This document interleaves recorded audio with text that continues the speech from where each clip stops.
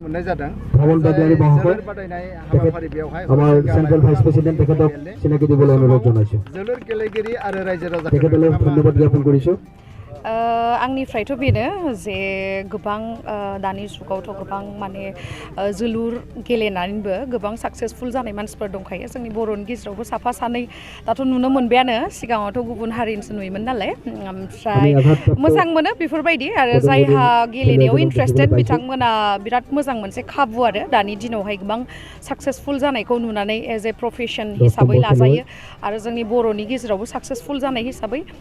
प्रफेशनखौ मोजाङैनो लाजायो आरो जोलुर गेलेनायावबो दा नोंथांखौहाय गोबां लाइमोनफ्रा जोंनि बिटिसि ओनसोलाव गोबांफ्रा मिथियो बेनि अनगायै आउट अफ इन्टारनेल स्टेट कान्ट्रिबो मिथियो स' नोंथाङा बे दानि लाइमोनफोरखौ नोंथांमोननि स्मार्ट इउटुबार माबायदि जानो माबायदि फोरमायहरनो सानो इउटुबाथ' एक्चुअलि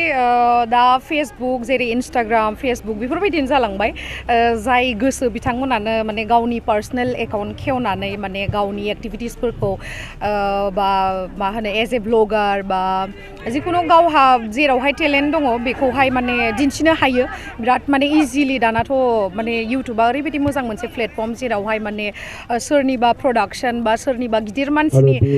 आखायाव गोलैयाबाबो गावनो जुदि गोसो जानानै इन्ट्रेस्ट दङबा गावनि टेलेन्टखौ माने एक्सप्रेस खालामनो हायो दिन्थिनो हायो आरो बे मोनसे बिराद मोजां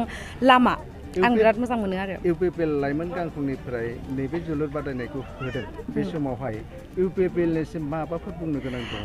आंथ' दा पलिटिक्सनि खोथाखौ आं दिनैसिम बुंफेराखै आरो दिनैसिम आंना नलेजबो गैया स' बेनि थाखायनो आं पलिटिक्सनि बागै बुंनो हाथ'आ आरो